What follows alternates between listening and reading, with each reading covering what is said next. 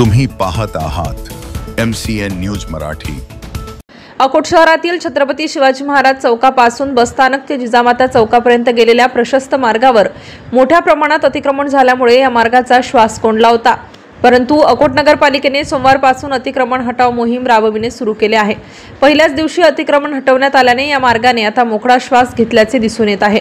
नगरपालिकेतर्फे शिवाजी महाराज चौक बसस्थानक ते जिजामाता चौकापर्यंतचे अतिक्रमण हटवण्यात येणार असल्याची सूचना अतिक्रमणधारकांना आधीच दिली होती।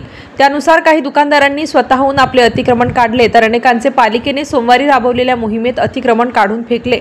त्यामुळे हा मार्ग आता मोकळा श्वास घेऊ लागला असून वाहतूक सुद्धा सुरळीत झाली आहे। पालिकेच्या या निर्णयाचे शहरवासियांनी स्वागत केले असून इतर ठिकाणचे अतिक्रमण सुद्धा काढण्यात यावे अशी मागणी करण्यात आली आहे। अतिक्रमण हटाव मोहिमेमध्ये पालिकेचे बांधकाम उपनगर अभियंता दिनेश ठेलकर, उपनगर अभियंता शिवानी ठाकरे, विद्युत अभियंता आहेर, सफाई कर्मचारी आदी ताफ्यासह पोलिसांचा समावेश होता। MCN न्यूज मराठी करिता देवानंद खिरकर, अकोट।